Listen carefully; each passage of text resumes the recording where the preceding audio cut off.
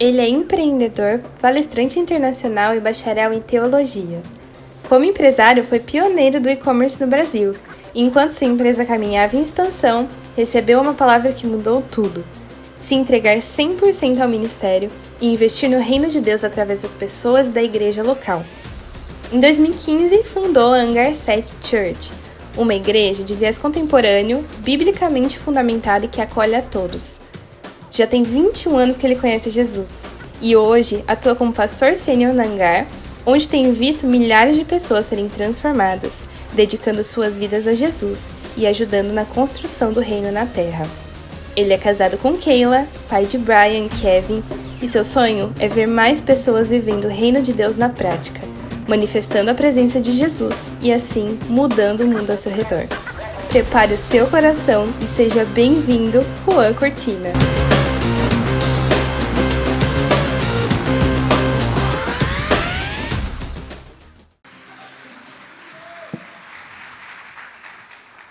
Boa noite, Nova Estação. Boa noite. Tudo bem com vocês?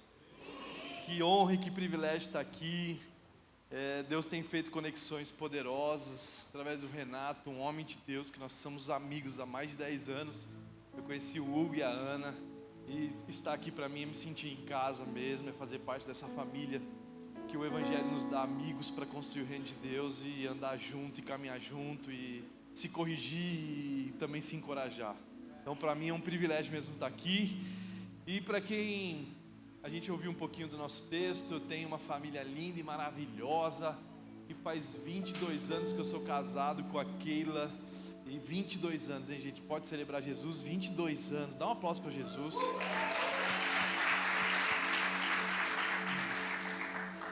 A Keila é um presente de Deus e eu estou com muita saudade dela porque ela viajou e eu faz 4 dias longe dela. Vocês não têm noção como ela faz falta na minha vida. Mas é um desafio mesmo, né? Porque a gente, nesses 22 anos, a gente vive mesmo como família 24 horas mesmo. A gente construiu tanto a igreja como os nossos negócios, como a nossa família, sempre juntos. E ela teve que ir para os Estados Unidos, ela é americana também, teve algumas coisas dos nossos negócios. Ela foi antes. E a gente tem esses 2 meninos, o Brian, o mais velho, ele jogou bola, aliás, ele joga bola. E quando ele estava com 15 anos, ele saiu de casa, foi para o Grêmio, lá de Porto Alegre. Depois ele foi para o Criciúma, Vila Nova. E aí, do nada, ele decidiu ir para os Estados Unidos jogar MLS. E no ano passado, ele foi convidado para jogar no time das estrelas, All-Star Games, e fez o gol de cabeça no jogo. Foi muito especial. E, enfim, ele está passando por algumas transições na mente dele, mas Deus tem sido muito bom. E domingo ele vai embora de novo para os Estados Unidos para continuar a 2ª temporada do futebol. E ele faz muita falta na nossa família também, mas a gente sabe, ele com 13 anos, ele jogou no Chile, num campeonato, e ele falava assim: papai, você sabe, eu sou um discípulo de Jesus disfarçado de jogador de futebol. Então ele sempre teve uma mente de reino, né? E aí eu tenho o Kevin também, que é o nosso mais novo. Esse ano ele já faz 18 anos. Eu tive filho cedo, glória a Deus. Mas se você ainda não teve, que o Senhor possa falar com você. E ele já é mais da arte, ele é um pouco empreendedor também. Ele faz Wolf Mayer, ele quer fazer novela, quer trazer os cinemas de volta para Deus. Então Deus tem um coração e um projeto muito incrível para ele. Mas todos eles também têm um coração na casa, eles amam igreja, eles amam pessoas, eles amam dedicar tempo, né, às pessoas. E é isso então um pouco da nossa história. A nossa igreja, o nosso nome surgiu de uma conversa que eu tive com Deus. Quando eu me converti, eu tinha uma crise, porque eu falava assim: cara, igreja é hospital, e para mim não faz sentido uma igreja ser hospital. Ninguém quer estar no hospital, às vezes até o médico está nos dias que não gostaria de estar lá. E aí Deus começou, uma das empresas que nós tínhamos naquela época, eu fazia uma campanha de uma grande empresa, de uma companhia aérea. Eu entrei nesse hangar dessa companhia e quando eu entrei lá era um centro de treinamento. E o Espírito Santo me falou assim: isso aqui é uma igreja. Esse aqui é um lugar que prepara as pessoas, prepara aviões para voar para perto da minha presença. A igreja é isso, se um avião não está voando, alguma coisa está de errado. E eles têm que ir para o hangar para poder ser abastecidos, ajustados e aí viver o propósito deles em Deus. E eu comecei a entender que o avião não nasceu para o hangar, ao contrário, o hangar que nasceu para o avião. Ou seja, a igreja que nasceu para as pessoas, não as pessoas simplesmente para a igreja. A igreja não é o fim, é o start do dia da semana. Domingo é o primeiro dia da semana, onde você é abastecido, onde você recebe uma palavra, uma direção para que você possa voar na semana. E a gente começou a pensar a igreja assim. Então nossos pequenos grupos são nave, que tem os pilotos, que tem os copilotos, que a palavra é o plano de voo, tem o comissário de bordo, que faz o embarque e o desembarque dos passageiros. Depois nós temos nosso ministério infantil, que é o Rocket, que é foguete em inglês, porque as crianças são foguetinhos, e eles precisam de combustível, com muito maracujina para acalmar. Depois nós também temos nosso First Class, que é viajar na primeira classe do avião. Enfim, N coisas que Deus nos deu. Um nome muito profético para a gente poder viver de uma identidade forte, de uma igreja que o Senhor nos chamou a viver. Estamos indo para o 9º ano de igreja, aliás, é nono ano de igreja esse ano. Em outubro nós fazemos 9 anos de igreja, que começamos nas ruas, né? Em 2013, antes de sermos igreja, a gente começou na rua. A gente tem o nosso coração, a gente sabe que Deus é um Deus que Jesus ele pregava nas ruas, ele pregava na casa e ele pregava na igreja. Então nesses lugares que a gente também se movimenta. Então é muito bom estar aqui mesmo, fazendo parte da história de vocês, sabendo que Deus tem coisas grandes para fazer e que eu creio que Deus quer levar vocês num próximo passo. E o que eu vou falar sobre hoje, o tema da mensagem é sobre maturidade. Da imaturidade, você viver o processo de Deus de amadurecimento. É interessante porque eu tenho os meus filhos e eu não posso provocar neles a pressão da maturidade. Eu preciso só permitir que Deus atue neles para que eles possam amadurecer. Os meus filhos, a gente sempre potencializou eles para se preparar para essa vida. Então eles sabiam cozinhar muito cedo, eles sabiam lavar as roupas muito cedo, eles entendiam sobre a maturidade de uma casa. Eu creio que Deus, o Espírito Santo, quer emancipar vocês para que vocês possam acessar lugares que exigem maturidade. Mas antes disso, existe um processo de Deus desenvolver isso em nós. Quem aqui tem uma palavra de Deus? Quem em Deus já falou alguma palavra? Levante suas mãos. Amém, glória a Deus. Quem aqui Deus já falou 2 vezes essa mesma palavra? Levante suas mãos. Quem aqui Deus já falou 3 vezes? Ei, deixa eu falar uma coisa. Quando Deus fala a primeira vez, é porque Ele gera algo em você. Quando Ele fala a segunda vez, Ele está confirmando. Na terceira você já está em desobediência. Então Deus quer levar você à maturidade. É interessante porque nós vimos o povo de Deus dessa forma. A gente percebe que eles eram escravos, a camiseta estava dizendo não somos mais escravos, eles eram escravos do Egito, e Deus leva ele para o deserto para que eles pudessem aprender. E o que eles fazem? No deserto, Deus enche eles, na transição de sair do Egito para ir para o deserto, Deus enche eles com ouro. Eles estavam cheios de ouro dos egípcios. As mulheres dos egípcios doaram seus brincos de ouro, eles estavam cheios de ouro. O que eles fizeram com a imaturidade? Construíram bezerros de ouro. E aí Deus demorou anos para ensinar eles sobre confiança. Porque o lugar da confiança deles era no ouro, ao invés do Deus, do dono do ouro e da prata. E eles começam a passar por essa transição de amadurecer para poder empreender, para poder entender a confiança em Deus. Então na semana eles precisam guardar o maná num certo tipo de quantidade, no final de semana mudava até que eles fossem maduros. Porque na terra prometida existe desafios que eles eram necessários amadurecerem para poder pisar nesse lugar.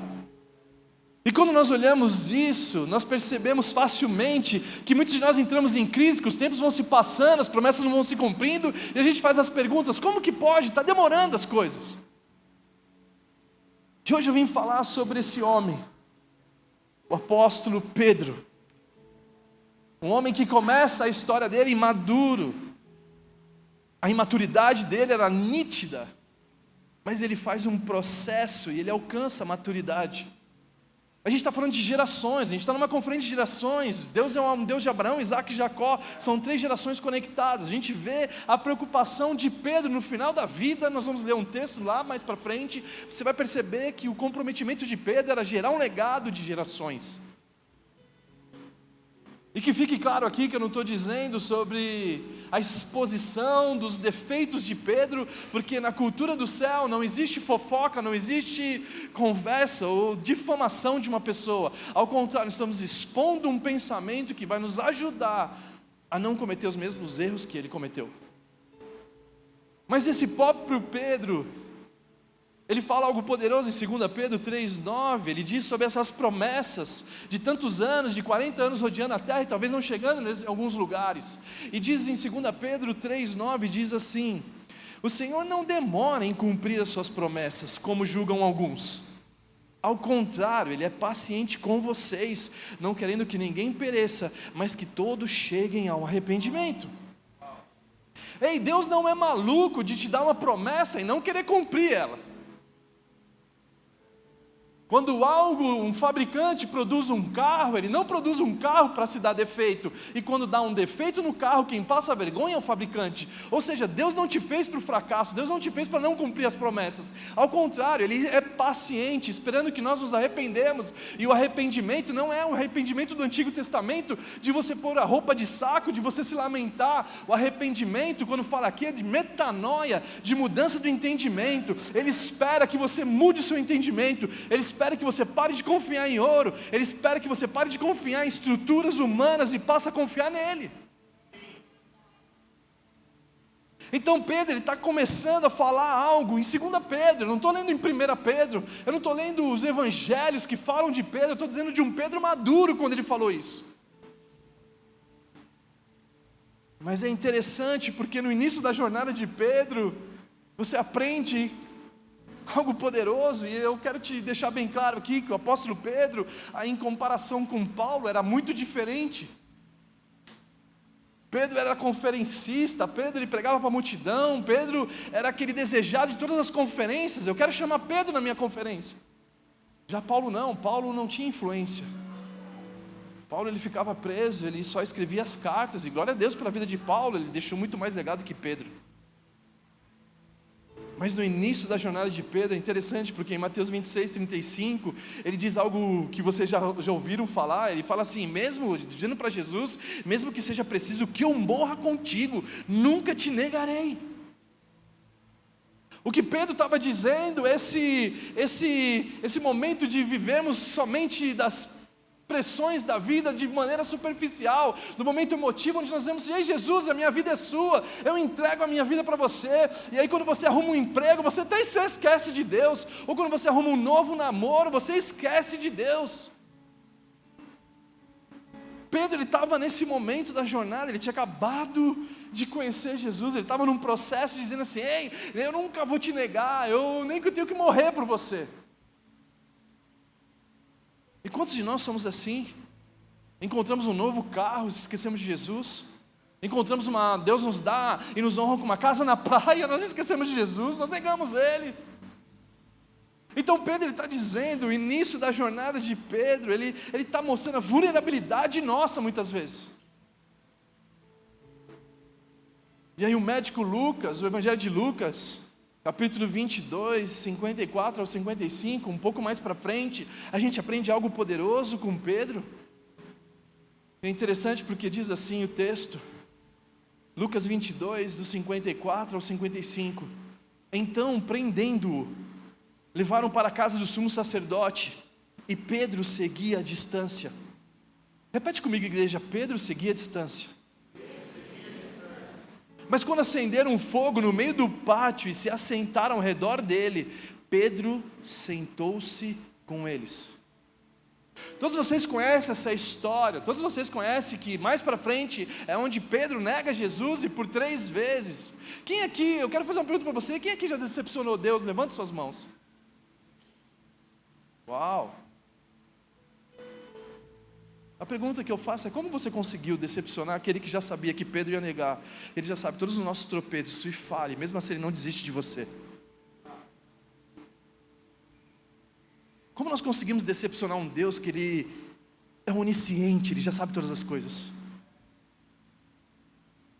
Só que muitas vezes nós estamos olhando para um Pedro imaduro agora, mas um Pedro que morre por Jesus. Talvez você esteja se olhando hoje, os tropeços da vida que você fez, mas Jesus quer restaurar o teu ministério. Ele continua insistindo em você, porque Ele sabe que lá na frente você amadurece. E aí Pedro, nesse processo, o erro dele foi querer seguir Jesus à distância.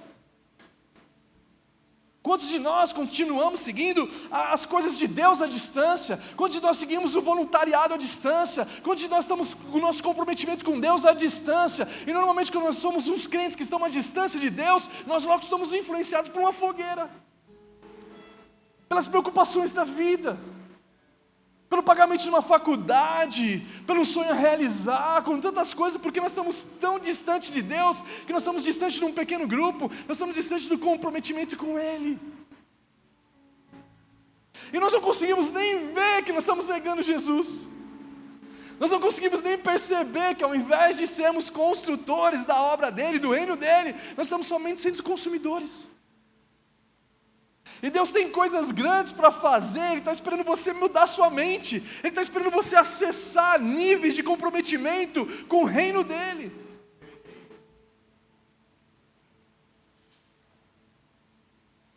Não dá para seguir Deus, não dá para seguir Jesus à distância. Não dá para viver uma vida superficial. Não dá para viver uma vida que só se apega na fogueira. Eu vou me aquecer, eu vou olhar as coisas à minha volta. Eu não sou um seguidor de Jesus. Só que esse Pedro, que o galo canta e algo desperta nele, ele olha para Jesus. E há tempos atrás nós tínhamos a música moderna de Pedro, que foi escrita com base nesse texto. Que era aquela música, né? Acorda Pedrinho, que hoje tem campeonato. Foi o que aconteceu. Acorda Pedrinho. O galo cantou, ei, acorda Pedrinho, que hoje tem campeonato. Mas o ponto é que, mesmo ele inconstante, mesmo um Pedro que segue Jesus à distância, ele não desiste de Jesus, ele continua permitindo Jesus encontrá-lo. E aí nós começamos a perceber a maturidade chegando na história de Pedro. Eu quero entrar no texto principal dessa mensagem, porque até agora eu só falei do plano de fundo, para vocês entenderem que é possível um homem imaturo se tornar maduro, uma mulher imatura se tornar madura, e que é necessário respeitar o processo de maturidade de cada um. E aí esse Pedro maduro, um Pedro mais velho, um Pedro experiente, que o texto diz que ele já sabia que ia morrer.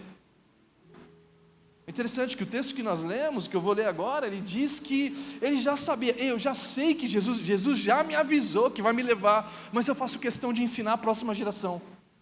Eu faço questão de ensinar a próxima geração os erros que eu cometi, para que vocês não venham errar. E aí Pedro, em 2 Pedro, capítulo 1, do versículo 3 ao 10, ele fala algo poderoso, ele responde a pergunta de milhões, ele nos ensina sobre o plano de Deus, o plano divino de Deus sobre cada um de nós, ele nos ensina sobre as promessas de Deus, ele nos fala que é necessário nós vivemos para não fazer os erros que ele cometeu. E esse Pedro maduro, e eu não sei vocês, mas eu estou numa certa idade que eu gosto de ouvir homens maduros. Eu gosto de conversar com pessoas maduras, que já foram além, que já viveram coisas diferentes em Deus e que já têm a sua experiência, para que eu venha não cometer os mesmos erros. E a maior crise de uma geração é exatamente essa, você aprender com Abraão, Isaac e Jacó, é uma conexão de geração, que uma depende do outro. Vocês ouviram um painel aqui à tarde poderoso. Então 2 Pedro, do capítulo 1, versículo 3 ao 10, Pedro ele começa a falar algo poderoso, eu gostaria que vocês prestassem muita atenção, e diz assim: seu divino poder nos deu tudo o que necessitamos para a vida e para a piedade, por meio do pleno conhecimento daquele que nos chamou para a sua própria glória e virtude. dessa maneira, Ele nos deu grandiosas e preciosas promessas. Ei, igreja, Ele nos deu das suas grandiosas e preciosas promessas. Deus nos deu, para que por elas você se tornasse participantes da natureza divina. Ou seja, Pedro está dizendo assim: Deus te chamou para grandiosas e preciosas promessas, para que você participasse da semelhança de Deus, para que as pessoas pudessem olhar para você e falar assim: só pode ser Deus na vida dele. Pedro estava falando sobre isso. E ele continua dizendo: se tornasse participantes da natureza divina e fugisse da corrupção que há no mundo causado pela cobiça.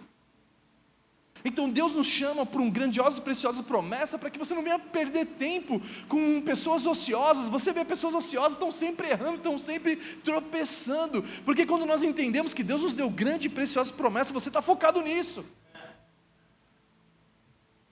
Que Deus pode sim levantar homens e mulheres para transformar o mundo. Deus pode levantar dentistas que vão trazer água no flúor da água brasileira, para trazer cura na cárie dos brasileiros. Deus pode levantar nutricionistas que vão trazer a barrinha de Herbalife Gospel, que vai saciar a fome do mundo. Deus pode levantar médicos, cientistas que vão trazer a cura do câncer e da AIDS, para mostrar o amor de Deus para o mundo. Deus pode levantar empreendedores que vão dar emprego para cegos, cadeirantes, surdos, para mostrar o amor de Deus. Deus pode, e é grandiosas promessas. E assim a gente foge da corrupção que há no mundo, assim a gente foge da cobiça do mundo. Por isso que Ele nos deu isso. E Ele continua dizendo: por isso mesmo, versículo 5, por isso mesmo, empenhem-se, dediquem-se para acrescentar à sua fé a virtude o conhecimento, ao conhecimento o domínio próprio a perseverança, a piedade, a piedade a fraternidade, e a fraternidade o amor. Porque se essas qualidades existirem e estiverem crescendo em sua vida, elas impedirão que vocês, no pleno conhecimento do nosso Senhor Jesus Cristo, sejam inoperantes, improdutivos. Todavia, se alguém não as tem, está cego, só vê a fogueira, só olha o que está à sua volta, esquecendo da purificação dos seus antigos pecados, esquecendo do perdão de Deus por nós. E o versículo 10, portanto, irmãos, empenhem-se ainda mais para consolidar o chamado, a eleição de vocês. Pois se agirem dessa forma, jamais tropeçarão, e assim vocês estarão ricamente providos quando entrarem no reino eterno do nosso Senhor e Salvador, Jesus Cristo. Então esse Pedro, ele está com 100 e poucos anos. Esse Pedro, que era expert de tropeçar, ele está dizendo como não tropeçar. Esse Pedro está dizendo como você parar de andar 40 anos e não chegar na terra prometida. Esse Pedro está nos ensinando os segredos da vida, do desempenho de alta performance da fé, da inteligência emocional de Jesus, de nos levar num nível. Ei, gente, vamos parar de conversar em maturidade, vamos falar sobre níveis de maturidade. Pedro está falando sobre isso. Pedro está nos despertando, ele está dizendo assim: ei, gente, nós temos que nos empenhar a algo, porque Deus nos chamou para grandiosas e preciosas promessas. Ele te deu um dom, como futebol, e você é um discípulo de Jesus disfarçado de jogador de futebol, você é um discípulo de Jesus disfarçado de professor, você é um discípulo de Jesus disfarçado de diretor de cinema, e você vai trazer de volta as novelas para Deus, você vai trazer de volta a universidade de volta a Deus. Ei, Deus tem grandes e preciosas promessas, só que é necessário um empenho, é necessário você se desempenhar, é necessário para nós mudarmos de prédio da igreja, um empenho da igreja. E aí Pedro, ele começa a falar algo poderoso. Ele começa a falar que se essas coisas existirem, ele fala das coisas que não só tem que existir em nós, mas ela está crescendo. E aí ele fala do primeiro tópico, a fé. Não basta só você ter fé para ver as grandes e preciosas promessas de Deus, é necessário você desenvolver ela. Não basta você só ter fé, você precisa crescer na fé. E a fé não é a fé que o mundo nos ensina. A fé que o mundo nos ensina é que você dá um passo no degrau, mesmo que você não veja, você vai tropeçando igual um idiota.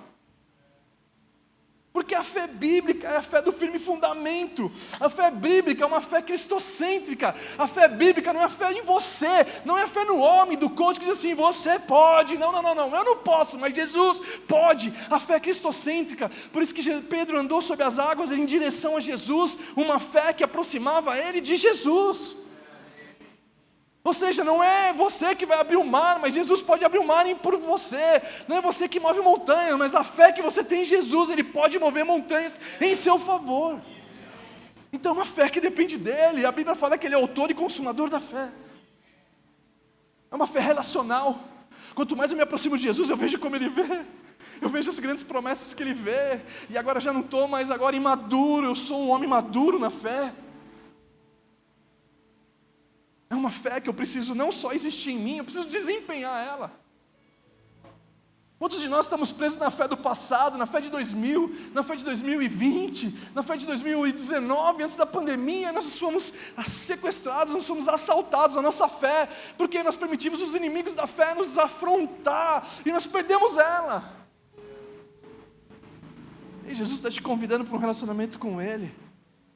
Jesus está dizendo para você agora entender que a fé é Ele.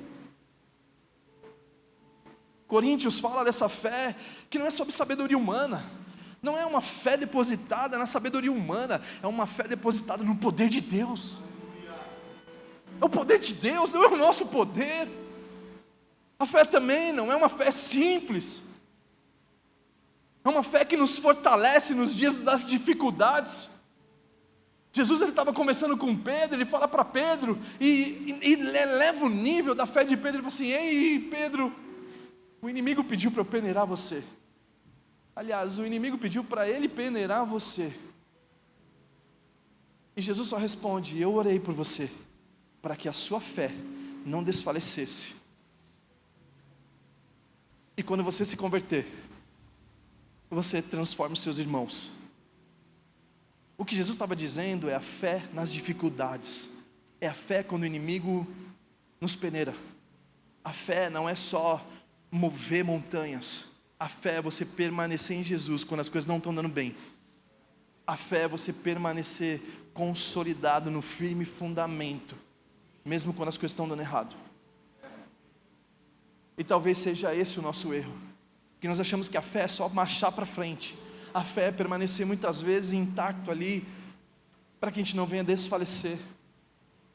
A fé muitas vezes é quando Deus tem uma promessa e ela não consegue cumprir, porque às vezes nós estamos imaturos, e nós temos que nos desenvolver, e muitas vezes nós perdemos a fé, e Pedro está dizendo assim, ei gente, vocês não podem só existir a fé em vocês, é necessário você desenvolver estratégias de fé, é necessário você se mover em fé, é necessário vocês crescerem em fé, porque se você não cresce em fé, normalmente você está mais preso na terra do que no céu. Quando nós crescemos numa fé cristocêntrica, eu me aproximo mais das coisas do céu e da influência do céu do que da terra. Mas aí Pedro ele fala que não é só a fé que precisa crescer, é necessário desenvolver a virtude. Que Deus não tem como te levar nas grandiosas e preciosas promessas se você não for um homem virtuoso, uma mulher virtuosa de princípios e valores. E não é só você ter virtude, mas é desenvolver a virtude em você, a honestidade, os princípios do céu. Uma mulher virtuosa, quem achará, como fala em Provérbios, os colaboradores dela eram felizes, os pais eram felizes, os filhos eram felizes, o marido tinha orgulho dela. Então se nós não desenvolvemos a virtude, Deus vai te levar nesse lugar de grandiosas e preciosas promessas, e você vai ser uma vergonha nesse lugar. Então é necessário nós desenvolvermos nosso sim, o nosso não. É necessário você desenvolver o caráter de Cristo, os princípios e valores. Ei, não. Mas nós temos a mulher virtuosa em Provérbios 31, mas também temos o homem virtuoso em Jó 31, onde ele fala que ele fez um pacto com os olhos para não olhar para outra mulher que não seja dele, onde ele fala, ei Deus, eu tinha um coração generoso, eu acolhi os necessitados, eu participei, os meus colaboradores nunca falaram mal de mim, porque eu sempre fui muito mais além com eles, um homem de valor, um homem virtuoso. Então talvez nós estamos nesse deserto, nós estamos nesse ambiente, nós não conseguimos chegar em lugares, por quê? Porque falta desenvolvimento, falta desempenho em nós. Outras pessoas que crescem na fé, crescem na virtude, mas também crescem no conhecimento, como Pedro fala em terceiro ponto, e o conhecimento é necessário. Se você não cresce em conhecimento, não faz sentido, existem lugares que é necessário conhecimento. Em Atos, capítulo 7, versículo 20 ao 22, Atos, capítulo 7, do versículo 20 ao 22, fala sobre Moisés. E olha o que fala sobre Moisés. Naquele tempo nasceu Moisés, que era um menino extraordinário, e por 3 meses ele foi criado na casa de seu pai. Quando foi abandonado, a filha de Faraó o tomou e criou como seu próprio filho. E Moisés foi educado com toda a sabedoria do Egito, e veio ser poderoso em palavras e obras. Ou seja, Moisés, para ter acesso a conversar com o Faraó, era necessário ele ter a Universidade do Egito. Eu não sei se você sabe, mas a Universidade do Egito, a sabedoria do Egito era diferente dos gregos. Os gregos eram de filosofia, de pensadores, mas os egípcios eram de prática. Tanto hoje, os arquitetos ficam impressionados com aquelas torres, como eram feitas os triângulos, as pirâmides. Tanto hoje que os egípcios criaram o rio Nilo, que era um nilômetro, onde eles sabiam que se tivesse 18 côvados, eles sabiam que o ano que vem teria fome. Se tivesse 20 côvados, eles sabiam que ia ter abundância, mas se tivesse 25 côvados, eles iam ser inundados. A sabedoria do Egito são as universidades. Ele fez o primeiro sistema de irrigação do mundo, ele tinha fruta fora de épocas. Os egípcios eram sábios. Existem lugares que Deus tem para você como grandiosas e preciosas promessas que você precisa acessar a universidade. Não dá para Deus te fazer um médico sem formação. Não dá para Deus te fazer um mecânico sem formação. A experiência muitas vezes não vai ser colocada em xeque se você não teve acesso à Universidade do Egito. Então, se você não se desenvolve em conhecimento, você não chega na promessa. Se você não se desenvolve no conhecimento, você está cego e inoperante, improdutivo, e que só vê a sua volta. E que Pedro está dizendo, essa maturidade necessária nos dias de hoje, para a gente estar pronto para aquilo que Deus vai fazer na nossa vida. E ele está dizendo sobre esse conhecimento específico. Mas mais do que isso, existe o conhecimento na universidade, mas existe um conhecimento melhor, existe algo maior, que é o conhecimento de Deus. O conhecimento que fala em Colossenses, que nele estão escondidos todos os tesouros de sabedoria, que nele é Jesus, que em Jesus é o próprio sábio. A sabedoria de Provérbios 8, um provérbios messiânico que fala que quanto mais eu conheço a Jesus, eu tenho sabedoria do céu, eu acesso a sabedoria que as universidades não me ensinam, não me dão acesso. E aí, quanto mais eu me aproximo de Jesus, e mais, como Oséias diz, conhecemos o Senhor e nos esforcemos, nos dediquemos a conhecê-lo. Porque quanto mais eu conheço Ele, mais eu entendo o propósito dEle na minha vida. Quanto mais eu conheço Deus, mais eu entendo o favor dEle sobre a minha vida. Então o que Pedro está dizendo é sobre a maturidade. E gente, eu quero ensinar vocês, porque Jesus já me falou que eu vou embora. Eu faço questão de ensinar vocês antes de eu partir. Eu tropecei muito, eu fiquei cego, eu fiquei inoperante. Mesmo conhecendo a Deus, ele está dizendo, mesmo andando com Jesus. E aí ele termina a vida ensinando a gente como nós devemos nos desenvolver para acessar as grandiosas e preciosas promessas em Deus. E aí ele continua dizendo sobre o conhecimento, mas também ele fala sobre domínio próprio. E domínio próprio é sobre disciplina. Domínio próprio não é só o pavio curto, você controlar o pavio curto. Não, eu não levo desaforo para casa, não. E aí você acha que esse desaforo que você não leva para casa, Deus vai te colocar nesse lugar de honra, para você desonrar Ele? Não, não faz sentido. É necessário desenvolver o domínio próprio. É necessário vencer o pecado, você ter domínio sobre você. Então, quanto mais você tem esse domínio próprio, você tem a natureza de Deus, porque a natureza fala de Gálatas, a natureza humana, que fala sobre ódio, ira, discórdia, essas coisas não têm conexão com o céu. Então Então, eu tenho pavio curto, não faz sentido. Pedro tinha pavio curto. Ele corta a orelha do soldado mau, que todos vocês conhecem essa história. Ele não estava pronto para chegar onde Deus tinha para ele. E se você não tratar essa área, você naturalmente não vai conseguir chegar nesse lugar. E se você chegar nesse lugar, você não permanece nele. E o fruto do Espírito é amor, alegria, paz, paciência, amabilidade, bondade, fidelidade, mansidão e domínio próprio. Então Pedro está dizendo assim: ei, Deus quer te levar nesse lugar, mas você precisa crescer no domínio próprio. Você precisa crescer em conhecimento. Você precisa crescer na fé. Você precisa crescer na virtude. E depois ele fala sobre a perseverança.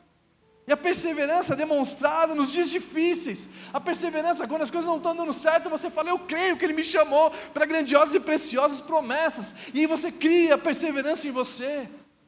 E depois vem a piedade. E é interessante, porque não adianta você crescer uma área e falhar em outra. Não adianta você crescer em fé e não crescer em virtude. É necessário você crescer simultaneamente. É necessário você se desenvolver em plenitude para que Deus possa te levar nesse lugar. Então não faz sentido você crescer numa área e não na outra. Não, essa área daqui eu nem quero mexer. E aí Pedro está dizendo assim: então nessa área que você não mexe, você é cego nela. Você é inoperante. E você nem percebe.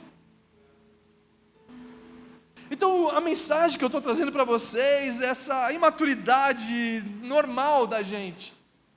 Mas Pedro está elevando o nosso nível da conversa. Ele está dizendo: ei, vamos subir a régua, gente. Vamos conversar de conversas maiores. Vamos falar de coisas grandes. Vamos falar do que Deus te fez para você nascer. Por que Ele te fez? Por que você existe? Para que Ele te permitiu te dar vida? Para que você participe da natureza dEle. Para que você participe dos sonhos dEle. Para que você viva o plano dEle.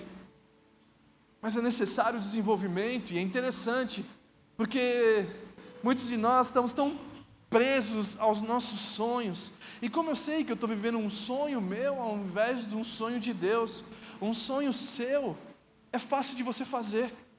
Você parcela em 72 vezes, você parcela em 240 vezes, e você se esforça, e não tem nada contra o teu sonho. Mas o sonho de Deus é impossível de você viver sem Ele. O sonho de Deus é tão superior ao seu que você não consegue viver se Ele não estiver nisso. Quantas decisões nós tomamos em fé. Nós na pandemia nós perdemos um prédio, nós íamos no cinema, ocupamos a cidade em todos os lugares, fomos para todo o cinema, fomos para todos os hotéis da cidade. De repente Deus colocou no meu coração um prédio mais ou menos de 5.000 metros quadrados. Esse prédio é uma esquina, a maior concessionária da nossa cidade. E quando Ele nos deu esse lugar, era um lugar que era impossível para a gente conseguir. E a gente conversava, a diretoria da igreja, eu conversava com eles falavam assim: Juan, é impossível, nós não temos recursos para chegar nesse lugar. Eu falei: eu não preciso de recurso. E quantos de nós não temos fé suficiente para fazer do dinheiro o nosso Deus? Como nós falhamos e tornamos uns crentes que são mamão com açúcar. Por que você não casa? Ai, porque eu não tenho dinheiro. Por que você não faz uma viagem missionária? Ai, porque eu não tenho dinheiro. E a gente deixa de viver as coisas que Deus tem para nós, porque nós somos mamão com açúcar. Eu falei para a diretoria: não, presta atenção, ei, por favor, eu não me movo por dinheiro, aí gente, presta atenção. Eu não vivo do que vejo, eu vivo do que eu creio. E quando nós entramos nesse lugar, para resumir a história mesmo, foi sobrenatural. Deus fez milagres sobrenaturais para a gente estar naquele prédio. E quando eu entrei naquele prédio, nós só tínhamos 40% das despesas daquele prédio. Eu precisava completar os 60% e ainda toda a reforma que o prédio, porque ele era gigante, estava muito tempo parado, estava mais ou menos 1 ano por causa da pandemia parado. E hoje, com a maturidade que eu tenho, a experiência desse prédio, eu percebo que abrir a porta de um lugar não é tão difícil como você permanecer lá. Abrir a porta de um projeto de Deus, de você estar numa faculdade, às vezes que você não tem condição de pagar, de Deus te dar um favor numa empresa onde você está, para você gerar um projeto que glorifique a Deus nesse lugar, de você trazer a moda de volta para Deus, de você trazer o entretenimento de volta para Deus. Rapaz, abrir a porta é fácil, na experiência que eu tenho hoje. O mais desafiador é você permanecer nesse lugar, ou seja, você precisa de um relacionamento crescente com Jesus, muito mais do que só abrir uma porta. Então o que Pedro está dizendo aqui, ele fala assim: ei, Deus tem coisas grandes para fazer na tua vida, ei, presta atenção, Deus tem coisas grandes.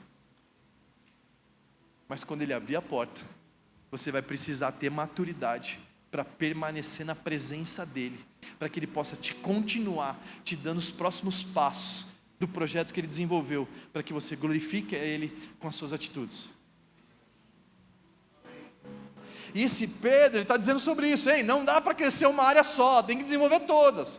E aí ele continua dizendo que você precisa crescer também na fraternidade. E a fraternidade é um ponto-chave. A fraternidade é a família, a fraternidade é a comunidade, a fraternidade é a igreja, a fraternidade são os amigos, a fraternidade são os seus pais. Porque não dá para Deus te levar nas grandiosas e preciosas promessas, te dar acesso a esse lugar e você menosprezar os seus pais, e você menosprezar os seus irmãos. Ei, o Espírito Santo está te convidando a resolver os seus problemas e as pendências que você tem com eles, para que você possa chegar nesse lugar. Porque não faz sentido você chegar nas grandes e preciosas promessas e você fala assim: ei pai, você lembra que falou que eu não servia para nada? Ei tio, você falou que não sei o que lá, ei irmão, não sei o que lá. Não, Deus não vai te levar nesse lugar, porque é necessário não só existir fraternidade, mas você crescer nela. Eu me lembro de uma das empresas que compraram a nossa. Eu fiz uma viagem com os meus filhos e a gente tinha alugado um carro muito barato, porque o propósito não era alugar um carro caro. E quando nós chegamos na locadora fora do Brasil, o cara falou assim: olha, não tem o carro que vocês alugaram, você quer escolher o outro carro? Eu falei: claro. E eu fui escolher um carro conversível. E aí quando eu escolhi um carro conversível, eu esqueci que eu tinha minha esposa, e que mulher não gosta de carro conversível porque o cabelo bagunça e tem que andar de boné. E aí eu escolhi o carro conversível, a gente passeando para lá e para cá, eu encontrei um dos empresários que tinham comprado, um dos investidores que tinham comprado a nossa empresa.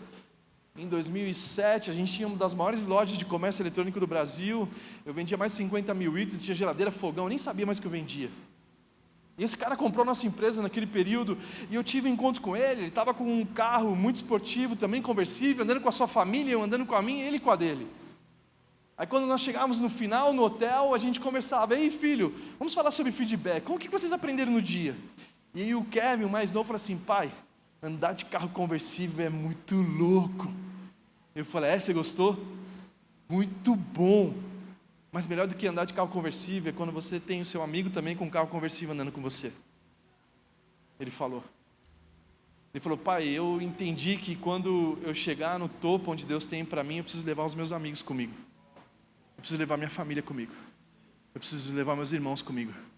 Porque não vale a pena você estar num castelo sozinho. Então o que Pedro estava dizendo: ei, você precisa crescer em fraternidade.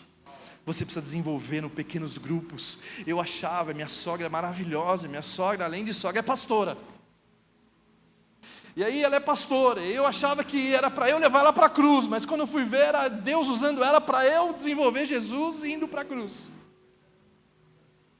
Então Pedro, que você não quer participar da nave, que não quer participar do pequeno grupo, eu não quero ser voluntário, porque eu não tenho paciência com Pedro, eu não tenho paciência com Tomé, eu não tenho paciência com Judas, eu não tenho paciência com Mateus. Na verdade, Deus está usando eles para desenvolver Jesus em você. E aí a fraternidade vai crescendo. E quando você chegar lá, é lindo de ver, porque ele está com a sua família.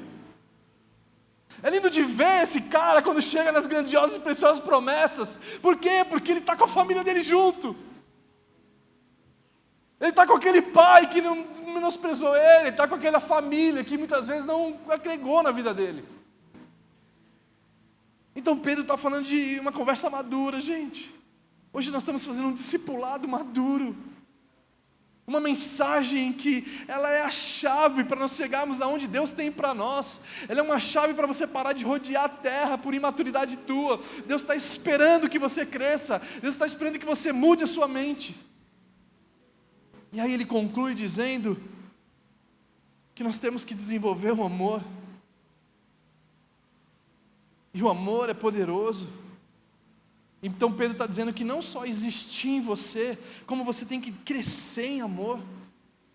E aí a Bíblia diz que Deus é amor, e quem está em Deus, quem ama, quem não ama, não conhece a Deus. Que quem ama a Deus, mas odeia o seu irmão, é mentiroso. Que Deus é amor, e que Ele demonstra o seu amor por nós, e que o fundamento da palavra de Deus é amor, onde Jesus morre de braços abertos, dizendo: Pai, perdoa eles que não sabem o que fazem. Onde Jesus, Ele tinha uma profundidade do amor, porque Ele não criou o amor, Ele era o próprio amor. E o amor, quando nós nos aprofundamos no grego, no Novo Testamento foi escrito em grego, em aramaico. O Antigo Testamento era escrito em hebraico, o hebraico era para o povo de Deus, somente o povo de Deus tinha acesso, mas o Novo Testamento é para todos. O grego, para vocês entenderem um pouco, era a linguagem mais acessada naquele período, era como se fosse o inglês nos dias de hoje, e a palavra amor no grego tem 4 significados. O grego, ele tinha essa filosofia de pensar, então eles conseguiam trazer profundidade nas palavras, e amor, o amor que nós temos no Brasil, nós falamos que nós amamos açaí, e é o mesmo amor que nós falamos que amamos a Deus. E os gregos explicando que amor, o amor, era o eros, era o filéu, era o storge e era o ágape. E o amor eros, esse amor superficial, o amor de interesse, o amor onde você só procura os seus próprios interesses, o amor erótico, o amor sensual, mas que se a pessoa não fizer o que você quer, você sai do lugar, você sai da igreja, você para de trabalhar naquele lugar, porque não fizeram o que você queria. O amor eros é o amor de Platão, o amor platônico, que Platão definiu que o amor era eros, onde ele dizia que você ora e pede um emprego para Deus, e quando Deus te dá um emprego, o milagre que Ele faz, você já quer as férias, porque você não queria um emprego, você só quer os benefícios próprios. E muitas vezes nós amamos a Deus com os benefícios próprios, nós amamos a Deus com um amor eros. Se Deus não fizer o que eu estou mandando, ei Deus, agora, luz, câmera, ação, vai, faz, e você pensa que é o diretor de Deus. Então desenvolver esse amor que o mundo fala, que todas as formas de amar é Deus, não é verdade, porque o amor que eles falam é o amor eros.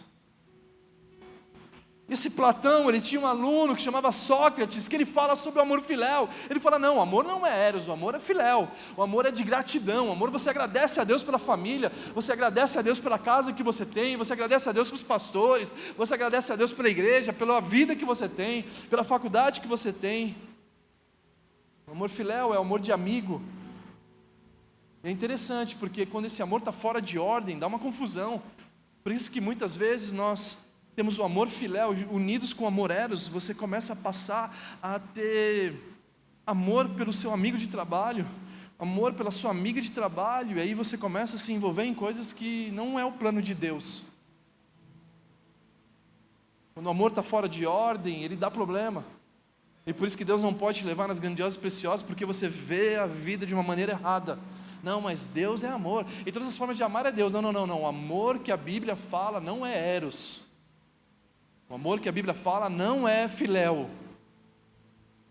O amor que a Bíblia fala não é estorge. O estorge é amor de família. É o amor daquele tio que você nunca viu ele, mas um dia que seu pai e sua mãe falam assim: ei, ele é seu tio lá não sei da onde, Minas, no Nordeste, de São Paulo. E quando você vê o seu tio, você abraça como se já conhecesse ele. Isso é amor estorge. E o amor estorge fora de hora, o amor estorge fora de ordem, onde se junta com eros, existe o abuso das famílias com as crianças, existe o abuso dos parentes um com o outro, porque está fora de ordem. Não dá para dizer que Deus nos ama com amor estorge.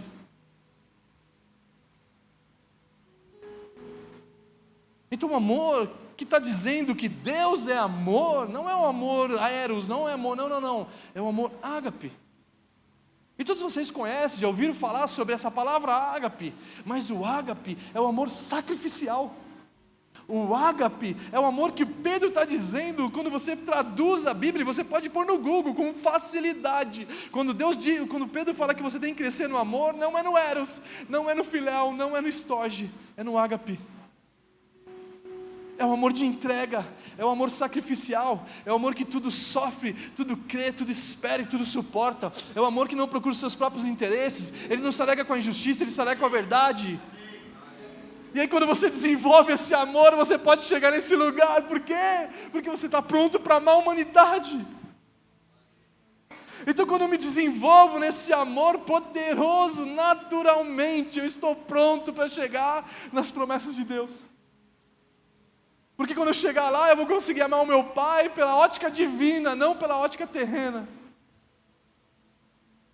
Eu vou conseguir amar os meus amigos. Eu vou conseguir amar aqueles que são os meus inimigos. Eu vou conseguir amar como eu vos amei. Que nisso todos saberão que vocês são os meus discípulos, quando vocês amarem uns aos outros. Você não precisa de uma camiseta escrita Jesus, você só precisa amar as pessoas, porque nisso todos saberão que vocês são os meus discípulos. Então Deus tem promessas, e não são pequenas, elas são grandes. E por isso que Pedro está dizendo: ei gente, é necessário uma dedicação, é necessário um empenho de vocês, é necessário desenvolver para que vocês não sejam cegos. Se você não tem um amor ágape, você está cego, você é inoperante, improdutivo, cego, só vê ao seu redor. Esse Pedro que estamos dizendo sobre ele hoje, é um Pedro que chegou no ápice da semelhança de Jesus. Que quem ama a Deus deve andar como Ele andou. E Filipenses 7:20 fala da nossa cidadania, nós somos do céu, não da terra. E que aquele que fala que o ama deve andar como Jesus andou. E andar como Jesus andou é isso, andar como Jesus andou é viver os planos de Deus, andar como Jesus andou é viver as promessas de Deus. E aí o apóstolo Pedro, ele conclui o texto, nos versículos 12 a 15, 1 Pedro, versículo 12 ao 15 diz assim: por isso, sempre terei o cuidado de lembrar-lhes estas coisas, se bem que vocês já sabem, estão solidamente firmados na verdade que receberam. Considero importante, enquanto estiver no tabernáculo desse corpo, despertar a memória de vocês, pois sei que em breve deixarei o tabernáculo, como nosso Senhor Jesus Cristo já me avisou, e eu me empenharei, para que também depois da minha partida, vocês sejam capazes de lembrar dessas coisas. Nós estamos ouvindo as últimas palavras de um homem maduro. Nós estamos ouvindo as últimas palavras de um homem que achou que não era digno de morrer como Jesus. Nós estamos ouvindo a palavra de um homem que seguia Jesus e que tropeçou e que era inoperante, improdutivo, cego, que só via a sua volta, mas que ele termina a vida pedindo: pelo amor de Deus, não me crucifica do jeito dele, vira para que eu possa morrer de ponta cabeça. Nós estamos falando das últimas palavras dele, de um homem que seguia Jesus à distância, de um homem que não tinha comprometimento com a obra de Deus, de um homem que não tinha comprometimento com as finanças na obra de Deus, de um homem que não era voluntário, de um homem que não era um pequeno grupo, que seguia Jesus à distância e nem se sentia culpado, nem se sentia pressionado a isso. Mas a gente está falando de um homem que foi transformado, a gente está falando de um homem que tornou maduro, a gente está falando de um homem que o nível da consciência dele cresceu, porque aquele que cresce em fé, ele sabe que ele nasceu para a glória de Deus. Aquele que nasce em virtude, ele sabe que nasceu para a glória de Deus. O conhecimento, ele tem o conhecimento de Deus, ele sabe que a natureza de Jesus é servir.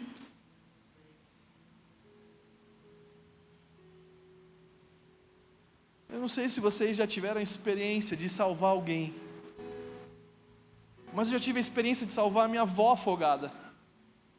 Minha avó, ela morreu de Alzheimer, e no final da vida dela, ela pulou numa piscina e eu estava mais ou menos uns 5 metros de altura. Quando eu vi o barulho dela nadando, ou o contrário, ela estava nadando para baixo, eu olhei da minha janela e eu pulei, eu tinha mais ou menos uns 12 anos de idade, eu pulei nessa água e salvei a minha avó. Ela não tinha consciência do que eu estava fazendo com ela. Ela estava numa fase do Alzheimer dela, que ela jogava os pratos nos netos na hora do almoço. A gente precisava cuidar dela, porque ela sumia, desaparecia, a gente não sabia onde ela estava. Então ela não tinha consciência, porque ela estava adoecida. Ela não conseguiu reconhecer que eu salvei ela. Mas eu tive outra pessoa, o Alex, um amigo de infância. Ele não sabia nadar. A gente estava no mar, e de repente ele está se afogando, e aí quando ele estava se afogando, ele tinha mais ou menos uns 13 anos de idade, eu já tinha uns 14, eu vi ele se afogando, eu corri e salvei o Alex do afogamento. Esse Alex hoje, ele mora na Austrália, ele tem sua família, tem seu filho. Mas até hoje, no dia do meu aniversário, no Natal, nas datas especiais, ele me manda agradecendo a minha vida pelo que eu fiz pela dele. A minha avó não tinha consciência porque ela estava adoecida. O Alex saudável tinha consciência a ponto de até hoje ele me agradecer, porque eu trouxe a vida dele de volta. O que eu quero dizer com vocês é que quando nós entendemos com clareza, quando nós não estamos adoecidos, nós entendemos que Jesus que nos salvou, naturalmente, a nossa vida corresponde a essa salvação em gratidão a Ele. Por isso que nós fazemos a obra dEle, por isso que nós correspondemos de volta a Ele, participando das coisas que Ele está, e deixamos de seguir Jesus à distância. E você pode sair daqui hoje, ficando muito bravo comigo. Você pode continuar saindo daqui imaturo. E eu quero confessar que eu não tenho vontade de pregar essa mensagem. E ela nem tão dura é assim. É muito mais encorajadora, porque nós nos desenvolvemos, nós crescemos, nós nos preparamos para chegar onde Deus tem. É maravilhoso, mas existem pessoas que essa mensagem é muito dura. Que essa mensagem nos confronta, nos converte, nos faz deixarmos de ser multidão para participarmos do discípulo de Jesus, comprometidos com a causa de Jesus. É pessoas que entenderam que a sua vida não faz mais sentido viver se não for Cristo. Que para mim o morrer é lucro, porque viver é Cristo. Que não faz sentido mais a minha empresa continuar somente para mim, não servir a Cristo com ela. Que não faz sentido eu entender ainda que o dinheiro é meu. Não, o dinheiro não é meu, o dinheiro é de Deus. Igreja, o dinheiro não é seu, o dinheiro é de Deus. Eu nunca me esqueço, numa vez que eu estava no meu devocional no quarto, eu tinha mais ou menos 22 anos de idade, eu tinha essa empresa, uma das empresas que eu tinha, eu era muito novo. E eu corri, peguei um balde d'água, enchi o balde com água, e peguei o CNPJ da minha empresa e falei assim: você quer aceitar Jesus? Sim, né? Portanto, eu te batizo em nome do Pai, do Filho e do Espírito Santo. A minha empresa é tua, Jesus. E a gente começou a viver crescimento maluco. Porque quando você implanta o reino de Deus, o crescimento é maluco. Você só precisa administrar como mordomo de Deus. E aí eu comecei a entender que o carro não é meu, a casa não é minha, os filhos não são meus, é tudo dele. E eu uso isso para a glória dele. Então o que Pedro está dizendo, ei, para de pensar pequeno, existem grandes e preciosas promessas, e quando te chama é para algo maior. E aí, eu sou um homem que eu amo crescer em fé. As pessoas olham para mim, quem me conhece fala assim: Juan é um homem de fé. Eu falo assim: não, eu sou um homem bíblico. Porque a fé é para ouvir a palavra. A fé não é para ouvir sentimento. A fé não é para ouvir as emoções. A fé não é para ouvir o meu egoísmo. A fé não é para ouvir minha arrogância. A fé é por ouvir a palavra. Ei, presta atenção, eu não sou um homem de fé, eu sou um homem bíblico. E aí dentro desse homem bíblico eu sei que existem grandes oportunidades de Deus em alguns ambientes por causa da Bíblia. Existem recursos ilimitados para a pregação do Evangelho. Existem recursos ilimitados para trabalhar com as crianças. Existem recursos limitados do céu para a viúva, para os órfãos. E quando você entende isso, você investe nessas coisas. E aí Deus começa a convidar: ei, vem cá, vamos dar comigo em grandes e preciosas promessas. Que você entenda que Deus te chamou para obras maiores. E que Ele não é um homem para que minta. E que as promessas de Deus, como diz em 2 Pedro e como eu li no começo, eu faço questão de ler novamente. 2 Pedro 3,9. O Senhor não demora em cumprir a sua promessa. Ele não demora, igreja. Isso mostra que Ele está com pressa de fazer você viver os planos dEle. O Senhor não demora em cumprir, como dizem alguns, como julgam alguns. Ao contrário, Ele é paciente com você. Ele está esperando o teu crescimento. Ele está esperando o seu empenho, a sua dedicação. Porque Ele não quer que ninguém pereça, mas que todos cheguem à metanoia, a elevar sua consciência. E o meu papel aqui, eu vou embora satisfeito se você corresponder a essa metanoia. Aí você começar a se desenvolver. Aí eu comecei a ir para casa, eu quero crescer em fé em Deus, eu quero me crescer, mas não é essa fé em mim mesmo do coach, é uma fé cristocêntrica. Ei Jesus, eu quero olhar o que você fez, para que eu possa viver o que você viveu. Ei Jesus, eu quero aprender ética com você, eu quero aprender virtude com você. Ei Jesus, eu quero aprender conhecimento que estão escondidos nele, todos os segredos de sabedoria e de conhecimento. E a Bíblia fala em Eclesiastes que o homem e a mulher que o agrada, Deus dá sabedoria, conhecimento e felicidade. A igreja, vamos ficar em pé e vamos orar por isso hoje.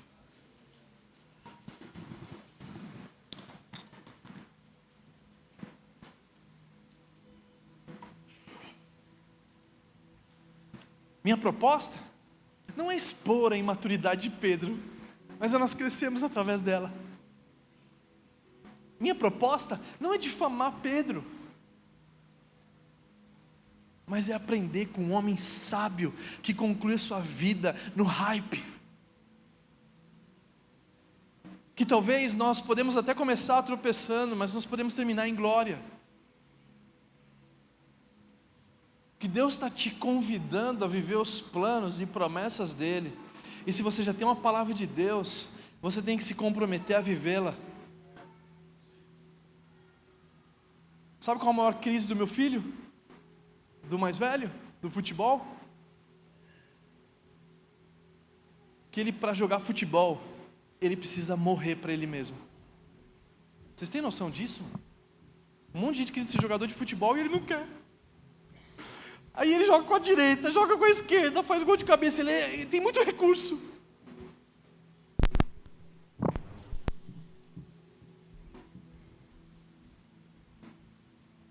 Deus está te chamando para você morrer para você mesmo.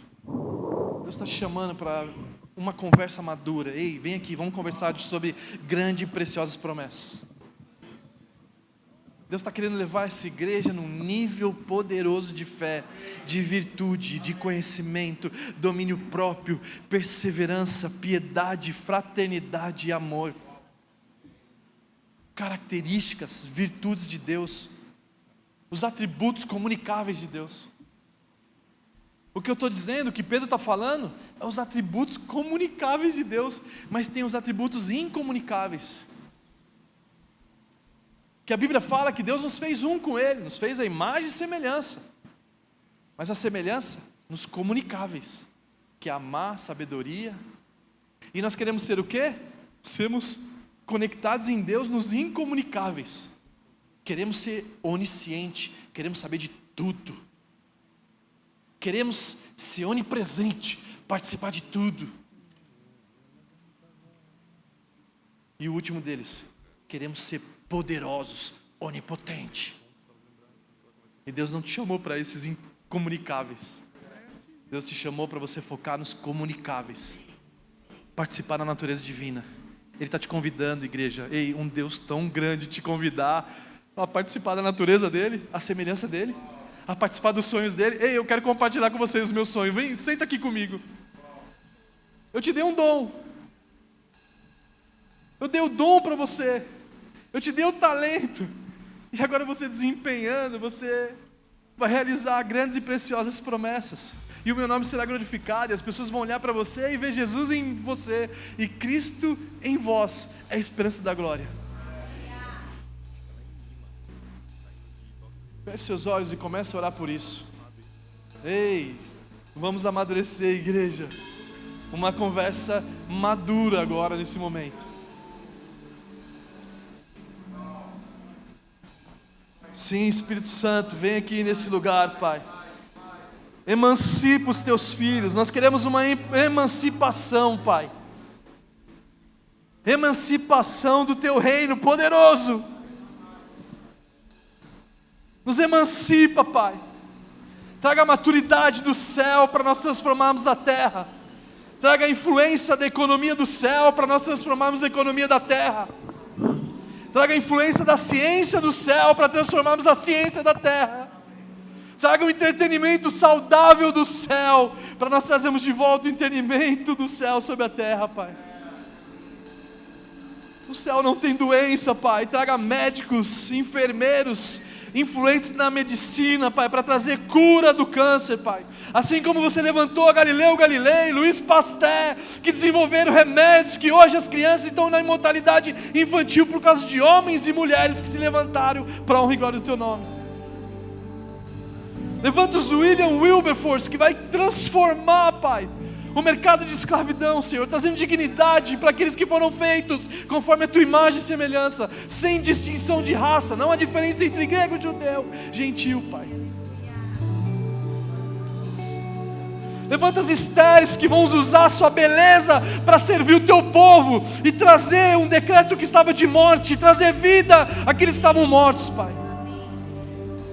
Levanta os José do Egito que vão saciar a fome da humanidade. Vão ser governadores íntegros que vão ocupar esses lugares, trazendo uma economia poderosa, Pai. Levanta os Salomãos, Pai, que entende de comércio exterior, que traz o cedro do Líbano, o cavalo do Egito, que faz comércio de maneira poderosa, movendo a economia, gerando emprego para essa cidade, potencializando a Tua igreja, investindo na mensagem do Evangelho. E aí, Jesus, levanta os Daniéis, Pai, que vão ser instrumentos poderosos lá na Babilônia, mas o coração deles vão estar em Jerusalém, assim como Daniel fazia, Pai. Ele estava na Babilônia, mas o coração dele estava em Jerusalém. Levanta os Teus discípulos disfarçados de médicos, levanta os Teus discípulos disfarçados de jogadores de futebol, levanta os Teus discípulos disfarçados na esfera da moda, levanta os Teus discípulos com influência musical, levanta os Teus filhos, Teus discípulos, os filhos maduros, Pai, para ocupar esses lugares, porque a criação aguarda com dores de parto. Onde estão os filhos de Deus? Onde estão os Teus filhos, Pai?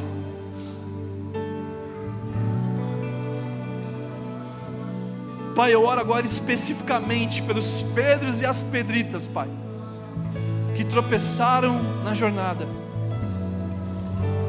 Que o Teu Espírito Santo promove encontros com Jesus, trazendo restauração ao ministério, trazendo restauração ao chamado, trazendo restauração não só ao chamado ministério igreja, mas o ministério da empresa, o ministério da profissão, o ministério de empreender, o ministério de intraempreendedores.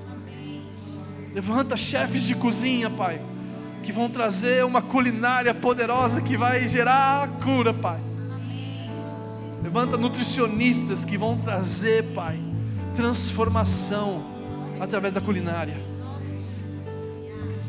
Levanta músicos, Pai, que vão receber acordes, canções que vão trazer cura para a ansiedade, cura para a depressão, que ao tocar as notas ideais da composição do céu, vai transformar a terra, Pai. O Senhor tem grandes e preciosas promessas, Pai. Não nos deixa viver uma vida pequena, Pai. Que o Senhor possa transformar cada um aqui de maneira gloriosa, e que nós possamos ver o crescimento dos céus sobre esses homens e as mulheres, Pai.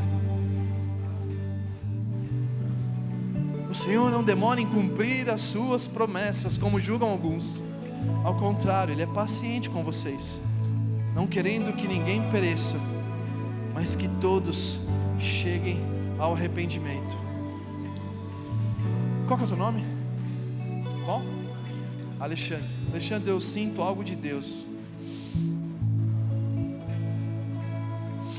Eu sinto algo que Deus tem. Ele quer te ajudar a não se prender em estratégias e em ferramentas de outras pessoas. E aí presta atenção, Ele te vê como um Davi. Davi, na sua infância, ele passou por um processo de proteger as ovelhas do seu pai, sem que o pai dele visse. E ele serviu o pai dele celestial, servindo o pai terreno. E a Bíblia fala que Davi era um pastor diferenciado, que protegia as ovelhas de ursos e leões. Então, existem coisas que aconteceram na tua infância, que Deus só estava te preparando para você vencer ursos e leões, para que você pudesse ter a expertise de vencer Golias. As dores que você passou, é exatamente através delas que Deus vai te dar a nação. Aquilo que foi gerado no secreto, Deus colocou ele sobre uma nação. E porque Ele vê o teu coração, um coração de adorador. Mas o que eu quero dizer logo no início, que você não tem que se preocupar com a armadura de Saul, porque não serve em você, não serve as estratégias dos outros, é algo pessoal que Deus já te deu, que só são pedras. Porque Deus é especialista em pegar o pequeno e fazer vencer gigantes. E Alexandre, que prazer te conhecer, meu amigo. Que privilégio saber que Deus está fazendo algo, gerando algo em você. Pai, nós oramos agora pelo Alexandre, Pai. Nós oramos agora por tudo que o Senhor tem feito na vida dele, mas tudo que ainda vai fazer, Pai. Que o Senhor possa expandir a sua mente, que ele possa não ser só Davi, mas ele possa ser um fazedor de Davis. Pai, em nome de Jesus, que agora eu visualizando ele como voluntário, que ele seja como um voluntário Davi, que serviu uma nação com sabedoria, inteligência e entendimento, uma sabedoria, uma ciência do céu.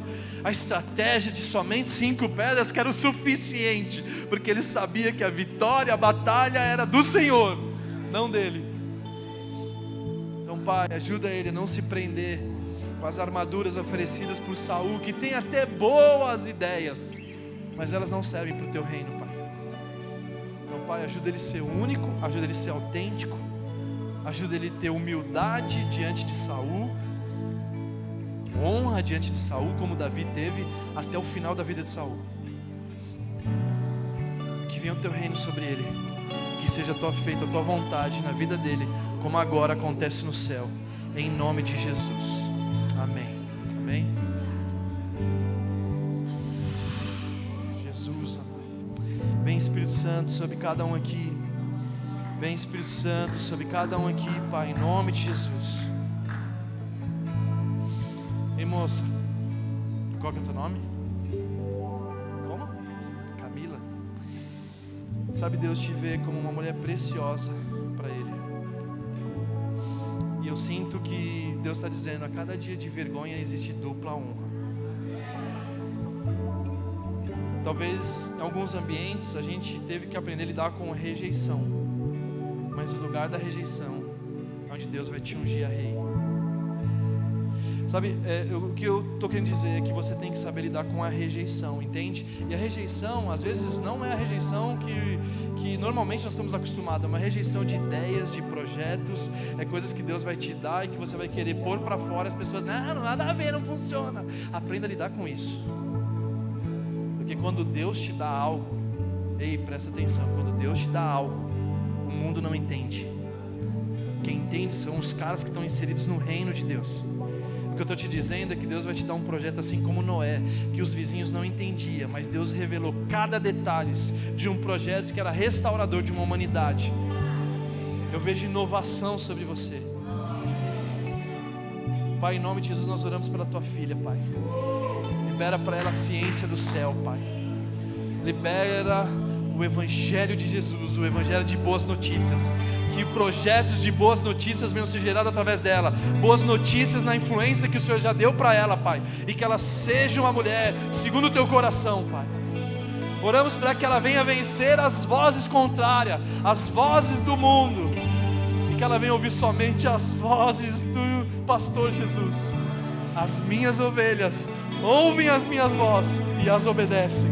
Pai, nós declaramos obediência sobre a tua filha.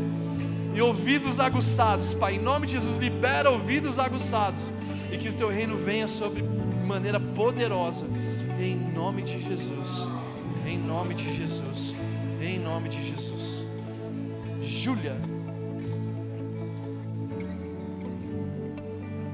eu vejo Deus te usando como uma influência.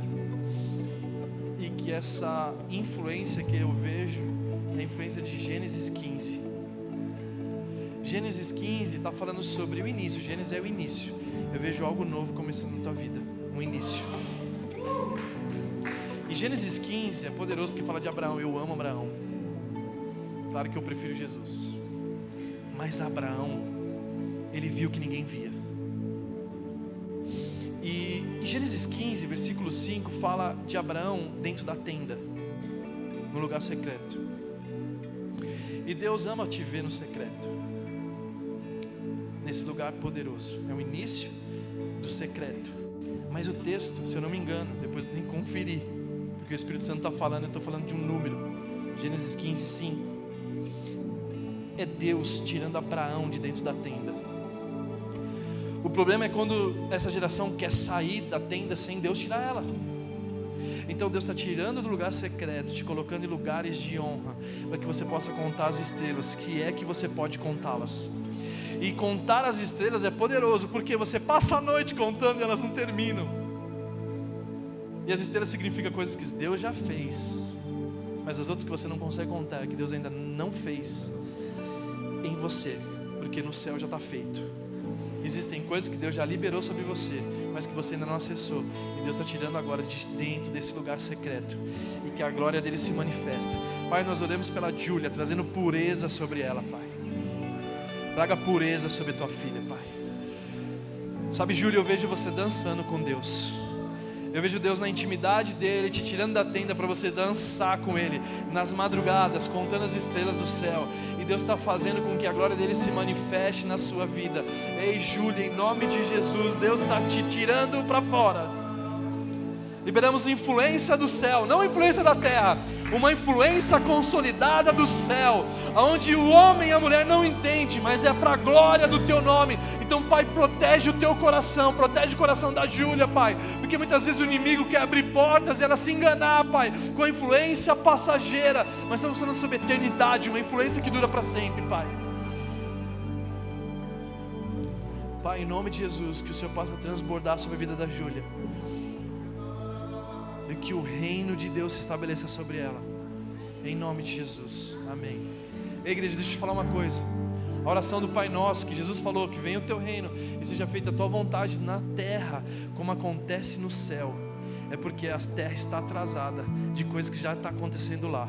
Eu vejo emancipação, eu estou falando desde o carro que estava vindo para cá, Deus falando, eu vou amadurecer o meu povo, para eles poderem diminuir a distância que existe do céu e da terra.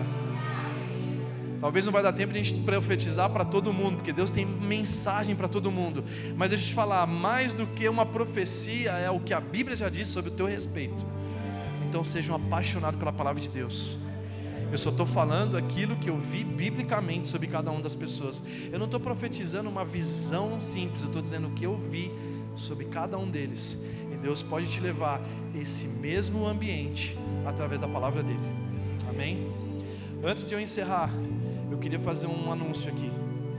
Eu estou com o Júlio é um homem que vai ser transformado em paternidade, porque ele é um dos melhores pastores que eu conheço, ainda não ungido a pastor, mas com missão de pastor, onde ele vai ser pai daqueles que não são pais. Glória a Deus pela vida do Júlio, um homem de Deus, está com a gente desde o início, se converteu no hangar. Eu estou com o Lucas ali no fundo, faz assim, Lucas, olha para trás assim, ó. Esse é o meu principal foco. Ele é solteiro, tá, meninas? E você que é solteiro, pensa num homem trabalhador, um homem de Deus, um homem apaixonado por igreja, está comigo há muitos anos. Quando eu tinha minha agenda aberta, porque eu não faço mais agenda aberta, hoje eu só vou, depois da pandemia, Deus falou comigo muito claro, e com todos vocês, sobre casa. Eu só prego nas igrejas que eu me sinto em casa. E por isso que eu vim aqui, porque eu sou amigo do Hugo. Eu estava em viagem da família em Nordeste, fui no Samuel da Fabíola porque eu sou família com eles e etc e tal. Então eu estou falando de um homem que me acompanhou nas viagens, um homem íntegro. E meninas, você, estou falando sério, não é Tinder gospel, tá bom? Ei, é um homem de valor, que carrega Jesus. Então a gente tem que fazer essas conexões, tá bom? Então era só esse recado, tá? E vamos orar para a gente encerrar. Pai, em nome de Jesus, que o Senhor possa abençoar toda a tua igreja, toda a tua casa, que venha emancipação divina, mulheres de empreendedoras, mulheres que vão ser vozes. Ei, moça, qual que é o teu nome? Você aí, atrás do Alexandre. Andressa, eu vejo uma influência sua na esfera de ambientes muito sérios. Eu vejo você como Débora. Débora, ela se movia em profecia, ela é uma profetisa, mas ela também era uma juíza. Eu não estou falando especificamente juíza, eu só estou dizendo que Deus vai te levantar em lugares onde homens se calaram. Deus levanta sempre Déboras. Eu não estou falando de influência feminista, porque mulher feminista para mim é mulher de Provérbios 31. É crise falar sobre isso, mas eu estou dizendo que eu vejo você sendo levantado nesses lugares onde homens não assumiram responsabilidades, para que você possa profetizar as coisas do céu, liberar esses ambientes proféticos e também decidir grandes decisões, que Deus vai colocar resposta para que você seja juíza do céu nesses ambientes. Seja bifurcações de caminhos, se eu abro um negócio, talvez você vai ser conselheiras de grandes empresas, conselheiras de mulheres, conselheiras de tal lugar. Deus vai te levantar como uma mulher de referência, ou seja, a influência, o dom que Deus te deu, Deus vai prosperar esse negócio, para que você se torne um exemplo para as pessoas te ouvirem. Uma Débora, ela respeitava o marido dela, mas ela assumiu quando os homens não assumiam. Pai, nós oramos e profetizamos sobre ela, Pai, que o reino dos céus possa transbordar sobre ela, Pai. Libera a arquitetura do céu sobre ela, Pai. A mesma sabedoria que o Senhor libera para reis e nobres, a mesma sabedoria que Neemias tinha, Pai, nós profetizamos sobre ela, uma construtora de brechas, Pai, uma protetora de brechas. A vulnerabilidade do teu povo, o Senhor possa colocar essa mulher, para ela com sabedoria trazer o céu sobre esses ambientes, Pai. Pai, tira toda a dúvida do pensamento dela, tira toda a crise do pensamento dela, e encha ela do reino de Deus, para que ela entenda que é um relacionamento com você, e você usando ela para trazer soluções para o teu povo, Pai. Pai, em nome de Jesus, que o Senhor possa levantar, ergue a tua filha de maneira poderosa. Nós oramos pela família dela, nós oramos pelo futuro da família dela, nós oramos pelos filhos, os filhos dos seus filhos, e que ela possa ser uma mulher na tua presença poderosa, uma mulher com sabedoria poderosa em Deus, em nome de Jesus, amém. Pai, em nome de Jesus, nós encerramos aqui. Eu chamo o Hugo, meu querido, aqui, vem para cá. Muito obrigado, igreja, eu amo vocês, Deus abençoe. Obrigado, louvor, obrigado, vocês foram incríveis também.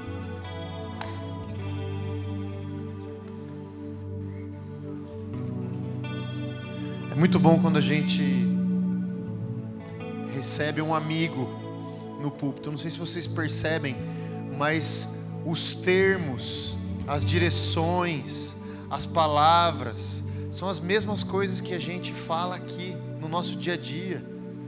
Venha o teu reino sobre nós, seja feita a tua vontade aqui na terra como ela é feita no céu.